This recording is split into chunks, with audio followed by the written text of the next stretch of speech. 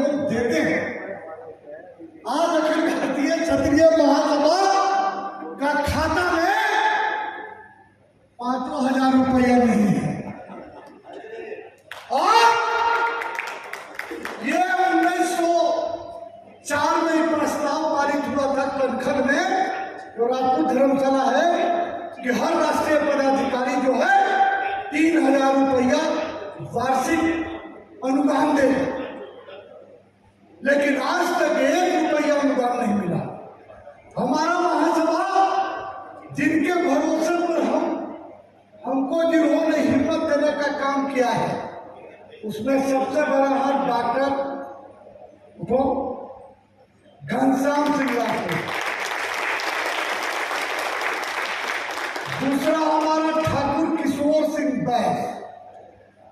15 लाख रुपया जो मुकदमा में खर्चा हुआ, वो 15 लाख रुपया ठाकुर किशोर सिंह बैस राष्ट्रीय कार्यकारी अध्यक्ष ने दिया। एक गुड़गावा के भोके थे MS सांखला, क्या सदन में है वो? असल बात में ये लोग पैसा कमाते हैं, ये लेबर कोर्ट के वकील है, आज उनका वर्किंग डे है। वायलिन MS सांखला बड़ा उत्तम रहा। और 2 लोगों ने,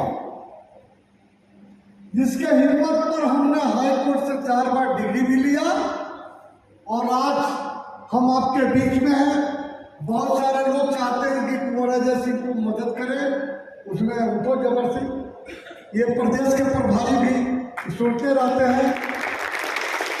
ये हमारा राष्ट्रीय से ये भी हमने जब भी कहा है उन्होंने टाला नहीं है। और काफी लोग हैं, मैं आपको पैसा नहीं चाहता, याद कर लेना, लेकिन आप 6 को अगर रोटी खाते हैं, 6 रोटी, तो 1 रोटी महासभा को खिलाओ। और 1 रोटी सुबह का और 1 रोटी शाम का, 2 रोटी, और 2 रोटी के मार्केट में वैल्यू 10 रुपया है, तो 30 दिन में कितना हुआ? 300। ये धनराशि संगठन को देना आपके जिम्मेदारी भी है और दायित्व भी है। अगर आप संसाधन नहीं देंगे, ये क्षत्रिय समाज खड़ा नहीं हो पाएगी। और जो हालत आनंद मोहन के होगा, कल वही हालत कुंवर अजय सिंह का हो जाएगा। दोनों हाथ से इनका नाम प्रस्तावित करिए।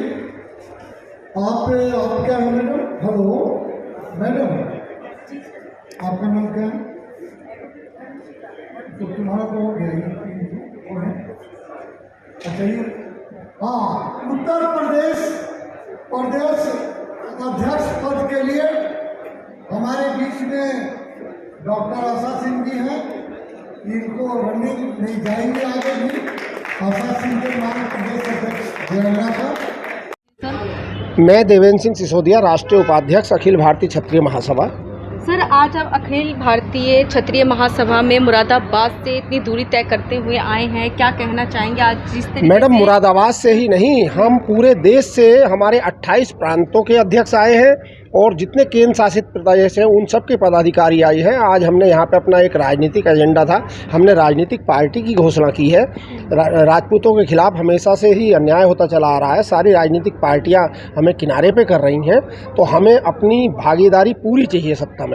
उसके लिए हमने आज फिर नए सिरे से कमेटी गठित की है और जिसमें मुझे दोबारा से राष्ट्रीय उपाध्यक्ष चुना गया है और कुंवर अजय सिंह अध्यक्ष, मैं सेकंड मैन हूँ।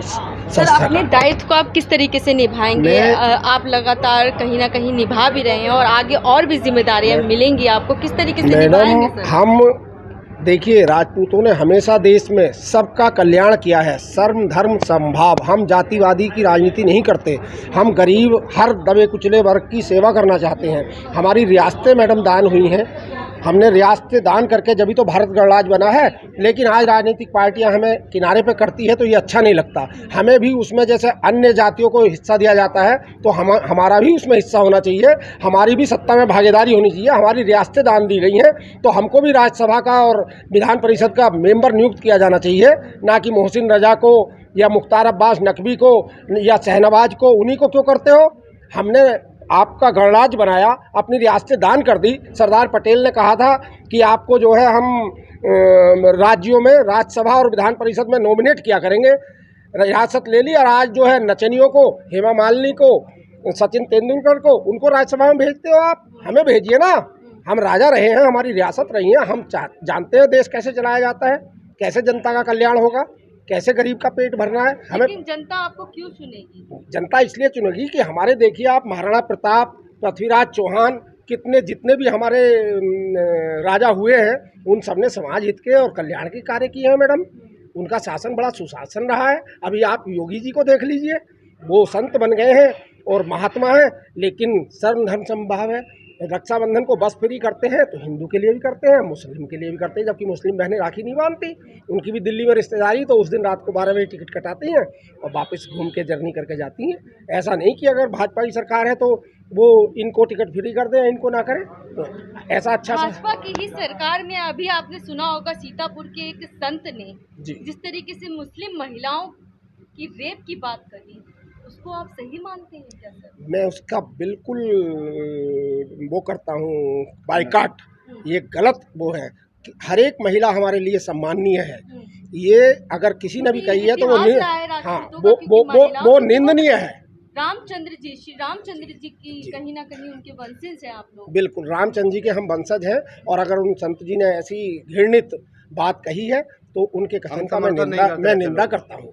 और हम उसके लिए अपने प्रेस नोट भी जारी कर देंगे, और अपने सीएम को, योगी जी से हमारे डायरेक्ट संबंध है, मुरादाबाद में 2 बार हमारे घर आए हो, तो उनको भी हम उसमें संज्ञान लेने के लिए कहेंगे। ठीक है, धन्यवाद, बहुत अच्छा लगा आपसे। मेरा नाम कुंवर अनुरुद्ध प्रताप सिंह है और मैं अखिल भारतीय क्षत्रिय महासभा का राष्ट्रीय संगठन महामंत्री हूँ। आप संगठन मंत्री हैं, कहीं ना कहीं आप युवाओं को कहें तो सभी समाज के दबले कुचले लोगों को भी कहीं ना कहीं उनके हकों के लिए, उनके हकों को दिलवा रहे हैं और कहीं ना कहीं अपने समाज की आवाज़ को बुलंद कर रहे हैं। और आगे किस तरीके से समाज की आवाज़ को बुलंद करेंगे उनके हकों के लिए? ये आपका सवाल मुझे इसलिए अच्छा लगा क्योंकि इस तरह सवाल बहुत कम लोग मुझसे पूछते हैं। सबसे पहला काम तो मेरा जो एक मूल मंत्र है वो है संचित को वंचितों से जोड़ना। हमारे समाज में जो हमारे क्षत्रिय संचित वर्ग से आते हैं, जो इकोनॉमिकली और एजुकेशनली और जिनका अपना खुद का बहुत व्यापार है, वो इस्टेब्लिश्ड हैं, तो उनसे हम मिल के उनसे निवेदन करते हैं, जो हमारे दबे कुचले हमारे क्षत्रिय भाई हैं, जो गरीब। देखिए क्षत्रियों में मैडम एक बहुत बड़ी बात होती है, ईगो प्रॉब्लम होती है, जिसको बोलते हैं हम आत्मसम्मान। आत्मसम्मानी बहुत होते हैं हम, तो आपस में जल्दी हम अपने आत्मसम्मान को किसी से कह नहीं पाते। वहाँ पर मेरा नैतिक दायित्व है कि हम आपस में बातचीत करके, जिसको हम बोलते हैं संपर्क, संवाद और सहयोग, संपर्क करते हैं उनसे, फिर उनसे संवाद करते हैं। उससे संवाद के थ्रू हम ये जानने की कोशिश करते हैं कि उनकी मूल समस्या क्या है।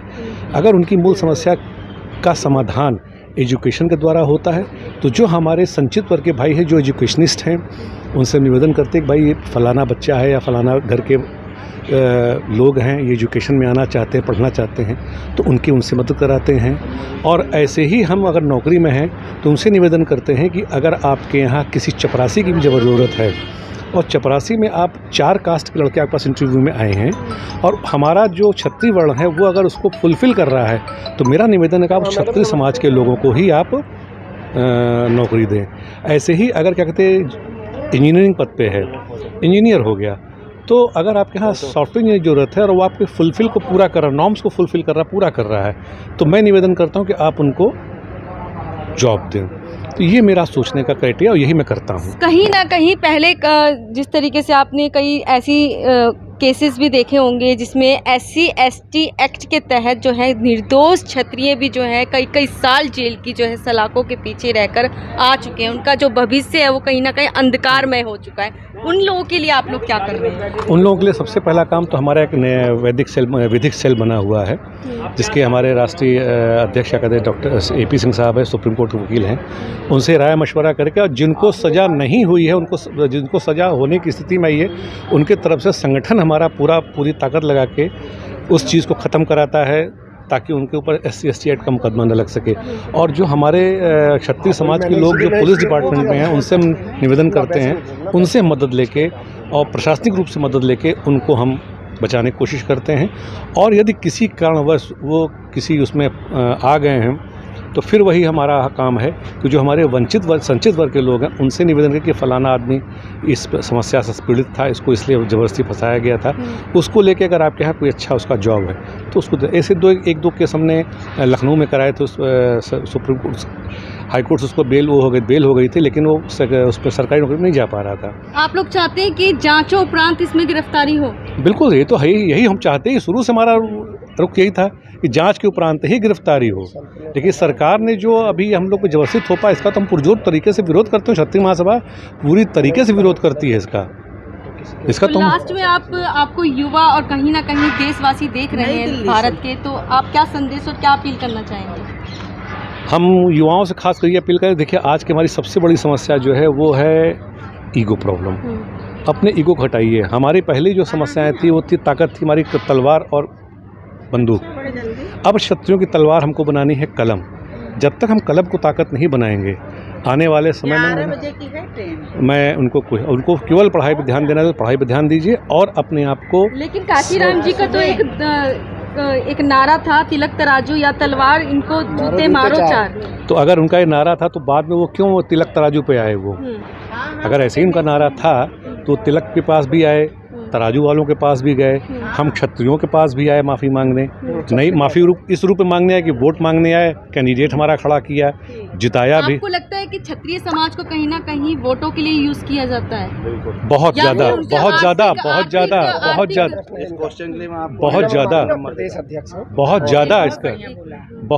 उनका इस्तेमाल होता है। वो इसलिए कि मैं आपको एक अंदर की बात बताना चाहता हूँ। अगर पहले के ज़माने में किसी गांव में एक क्षत्रिय परिवार रहता था, वो 5 वोट रोकता था। खुद अगर उसने एक परमिशन बोल दिया कि अगला 5 वोट नहीं जाना है, तो वोट नहीं जाएगा। हम लोग का इस्तेमाल वोट के लिए ही किया गया है। और आज भी हमारा समाज अब जागरूक हुआ है। लड़कों बच्चों ने अब पढ़ाई लिखाई करके अपने आप को आगे लाए हैं। नहीं तो पहले हमारा इस्तेमाल केवल वोट के लिए होता था, अब वोट के लिए थोड़ा कम हुआ है। लेकिन अभी भी वोट बैंक की ही राजनीति हमारे साथ हो रही है। ठीक मैडम, पहले मैं आपका परिचय जानना चाहूँगी पूरा। मेरा नाम आशा सिंह है। मैं उत्तर प्रदेश की प्रदेश अध्यक्षा हूँ। आप उत्तर प्रदेश की प्रदेश अध्यक्ष अखिल भारत क्षत्रिय महासभा संबोधन बढ़िया करिए। मैम, बात करी जाए तो जितनी क्षत्रिय समाज की महिलाएं हैं, उनको राजनीति में जितनी भागीदारी होनी चाहिए वो कहीं ना कहीं नहीं मिल रही है। उसके लिए आप क्या कर रही हैं? हम लोगों का आज इस महाअधिवेशन में इकट्ठा होने का मोटो ही यही है कि हम जो क्षत्रिय महासभा के लोग तितर बितर हैं, हम लोग सबको संगठित कर रहे हैं। एक लाठी को सब तोड़ देते हैं और जहाँ 10 इकट्ठा होते हैं उसको कोई नहीं तोड़ पाता। तो इसी वजह से जब हम लोग संगठित होंगे तभी हम अपने लोगों को हक दिला सकते हैं, चाहे वो पुरुष की भागीदारी हो, चाहे वो महिला की भागीदारी हो। मैम, बात कर रहे हैं क्षत्रिय समाज में कहीं ना कहीं एक समस्या कहीं ना कहीं वर्षों काल से चली आ रही है कि महिलाओं को दहलीज के पार नहीं जाने दिया जाता है। लेकिन क्षत्रिय समाज की इस समय महिलाएं जो दहलीज पार कर रही हैं, उनके समक्ष भी कहीं ना कहीं समस्याएं आती होंगी। उन महिलाओं के लिए क्या कहना चाहेंगी और आगे किस तरीके से वो लोग अपने हकों को प्राप्त करें, उनके लिए क्या कहना चाहेंगे? देखिए, जो हम लोगों के पूर्वज थे, ये कहिए कि उस तरीके का पहले एजुकेशन नहीं था और महिलाएं मतलब खुल के जीवन अपना न जी पाती थी और न अपनी बात को रख पाती थी।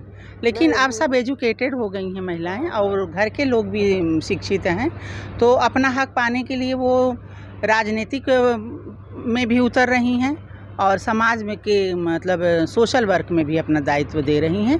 अब ऐसा कोई बाउंडेशन नहीं है महिलाओं के ऊपर। तमाम देश की जनता आपको देख और सुन रही है, खास तौर पे महिलाओं को क्या संदेश और क्या अपील करना चाहेंगे? मैं अपनी महिलाओं को यही संदेश देना चाहती हूँ, और जब यहाँ भी जो महिलाएं मुझे मिली, मैं यही मतलब उन लोगों को सजेशन दिया मैंने कि अपने हक के लिए आप लोग भी सामने आइए, और जब तक आप अपनी आवाज़ नहीं उठाएंगी, महिलाओं को तो सब दबाना चाहते हैं। आज अपने मंच पे ही मैंने देखा महिला को बोलने का अवसर नहीं दिया गया। ये बात का मुझे बुरा भी लगा, लेकिन ठीक है, ये मेरा परिवार था, बड़े लोग बोल रहे थे तो चलो वही बातें तो वो भी रख रहे थे, तो ऐसे नहीं होना चाहिए। मैं तो हमेशा महिलाओं को हर समय महिलाओं की परीक्षाएं ली जाती है, चाहे वो सीता थी, है ना, राम जी का युग भगवान थे रामचंद्र जी, तब उन्होंने भी सीता का ही लिया, परीक्षा लिया। लेकिन हम तो ये महिलाओं से कह, अगर अपना अधिकार खुद से नहीं मांगोगे तो मिलेगा नहीं। हक लेना पड़ता है, छीनना पड़ता है, मिलता नहीं। तो यानी कि अब दहलीजें पार करनी पड़ेंगी अपने हक के लिए।